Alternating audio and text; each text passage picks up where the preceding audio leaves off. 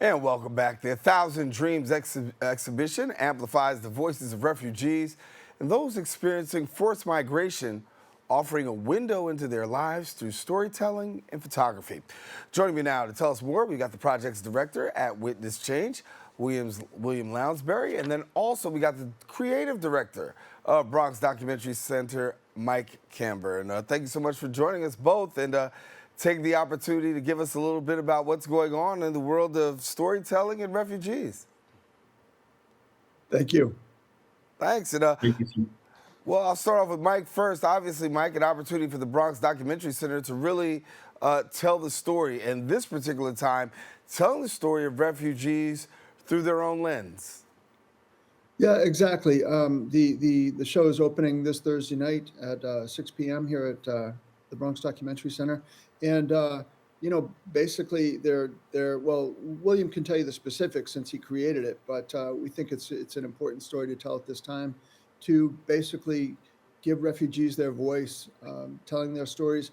The Bronx has always been home to refugees. My grandparents came to the Bronx as refugees, and even today, there are people from all over the world who need a haven, who need a new start, who need a safe place. So we think it's an important show to have at the Bronx Documentary Center. Yeah. William, a little bit different because usually what we see are people telling stories about refugees, but this has a little bit of a different twist. Absolutely. So that was the idea behind the project, is that usually when these types of stories are told, it's journalists coming in from the local community telling the stories of the people who arrived. And we thought, our organization, that it was important to change who was in charge of that narrative. So we've done a series of workshops that train these refugees, providing them with cameras and to do interviews, to go out into their communities and tell the stories from a more authentic point of view. So instead of hearing the stories that journalists want to hear, or that media workers or nonprofit folks want to hear, we're hearing authentic stories from inside these communities. And that's got to be pretty important given the fact that so many times people complain about having their story told and it not really reflective. But when you have a refugee that says, listen, I'm willing to tell my story, go into, my neighborhood, tell the story of families and community and environment, it definitely creates a special kind of look. Absolutely. And you hear stories that you wouldn't hear if you weren't from that community. That's what's the amazing thing about it. Mike, and I'll tell you again, thanks for putting this together, really hosting it for the Bronx Documentary Center. Mike is the creative director there. Mike, from your perspective, having something such as this right here at the Bronx Documentary Center, what do you think the public takeaway will be? Well, I'm hoping that people will see themselves. I think there's two things. I think many of my neighbors will see themselves reflected in these stories. Many of my neighbors, I have neighbors right here, on Cortlandt Avenue that are refugees from violence and from wars around the world. From Congo, from Ivory Coast, from Yemen. There's a guy on the corner I get my coffee. He fled the war in Afghanistan. So I think people will see something that really reflects their experience. And then I think the other thing that I'm hoping is useful. We do a lot of school tours here, so we have school tours that come and visit all the time, and I think it'll be a real learning experience. I hope that it will create some empathy. I think this is a tough time in the United States in terms of empathy for immigrants and refugees, and I'm hoping that this will help to create a conversation where people will understand, the motivation behind people coming to the United States and seeking refugee here. Yeah. William, I think Mike took a little bit of my thunder there when he talked about the fact that there is this lack of empathy that goes around nationwide, and a lot of people are really just in a place where, you're just stressed and anxious and having to deal with all of the changes that go on from moment to moment and literally from day to day. But when it comes to refugees, we know what the climate is like for them. Give us an inside take as to the tone, if you will, the atmosphere of those that are really involved in this project, given the fact that we're in a heightened climate. Well, absolutely. And I think, well, it's all these ideas that are really core and behind the project to begin with. The reason why it's a picture that's kind of in this format, kind of almost as large as life, is to kind of help create that connection between the person viewing it and the person in the picture. And even to the way that the stories are constructed and shared in the exhibition.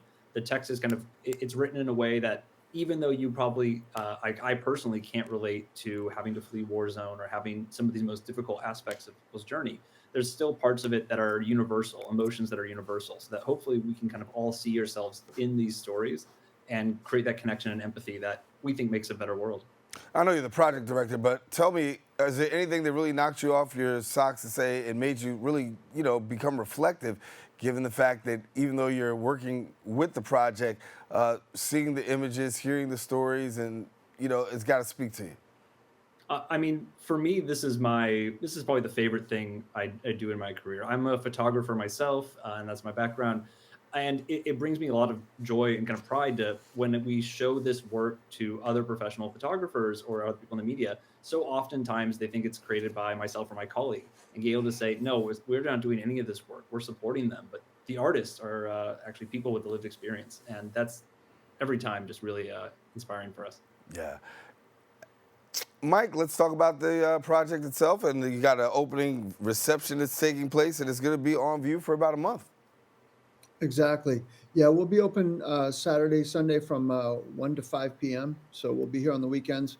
The opening, as I said, is Thursday night at 6 p.m. It's this Thursday night. It's free, open to the public. And so come on. I think there's a suggested donation of $5, but if you don't have $5, come anyway. It doesn't matter. Yeah. And yeah, I think we're going to have a great crowd. We'll have a short kind of tour on Thursday evening where we'll talk about the photos and the impetus behind it and how it was made. Cynthia Rivera, who is who helped create the exhibition, put the exhibition up. I think she'll be able to speak a bit about it, but it'll be up for the next month. So any weekend you're free, Saturday and Sunday afternoon, come on down. We also have a show up across the street, a Jamel Shabazz exhibition up. A lot of work from the Bronx and Harlem and Brooklyn in the 1970s and 80s. So if you come on the weekend, you can see two exhibitions for one. The intersection of art and as well as, activism is taking place through this. I mean, when you look at the fact that refugees are actually be able to tell their own stories, you'll see some activism, you'll see some art. Give me a little bit, both of you, on that intersection between both art and activism. Well, from our side, we think it's really key that you're using these kind of storytelling to do. I don't know. Activism is often a word that is almost becomes a bit militant. People who are really out there yelling, fighting for things, which is important. But this is the type of activism that is coming just from sharing the quiet moments, sharing people's authentic stories, and helping see that a community that I think a lot of stereotypes exist about is so much more complex and diverse than anyone thought. Yeah. Mm-hmm. Yeah, I think I think it's a very complex topic, but I think certainly activism and photography have gone together, almost since it was invented in the 1800s. I mean, you can look at, Jacob Riis photos from the early 1900s, the photos from the Depression, from the Works Progress Administration. I mean, all those famous photos, they're to some degree a form of activism. Certainly many of the photos from the civil rights movement, some of them were created by journalists who were trying to do straight journalism. Others were done by people that, had a point of view. And, if you look at the student protests, the environmental movement, I mean, there's always been a strong activist contingent amongst photographers and photography. A lot of the great work. If you look at Gordon Parks, I mean, so much famous work. Some people would call it activism, certainly. Yeah, and I mean, when we talk about activism, it doesn't always have to be that dark, hard, back word, right? The bad word that's always associated with it. But the reality is that when you take a look at activism, awareness is a part of that. And I think that sometimes when you're getting to the place of doing this kind of work and putting these pictures out there and telling these kind of stories, the major part that we take away, that one word, is really awareness. Right. We don't, at the Bronx Documentary Center, we're adamant. We don't tell anybody what to think. When you come in the door, we're not telling you what the message is.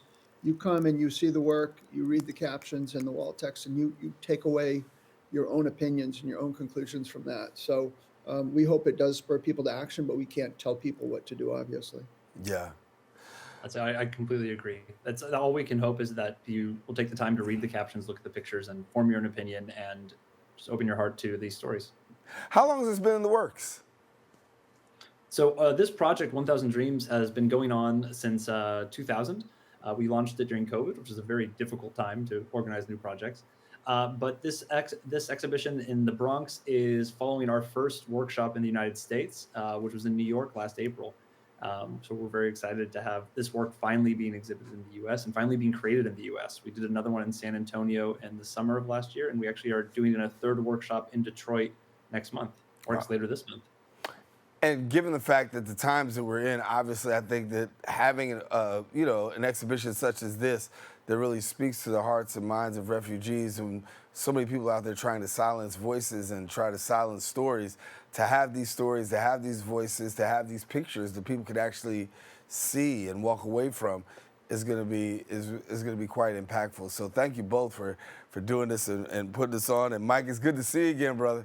Thank you. Thank you. It's always great to be with you. Thank you. Yeah, William, thank you so much for being with us. And congratulations and best wishes with the documentary. Thank you so much for having us. All righty. Well, I should say the exhibition. All right. Well, listen, if you want more information, do me a favor. Visit the website, 1000dreamsproject.com.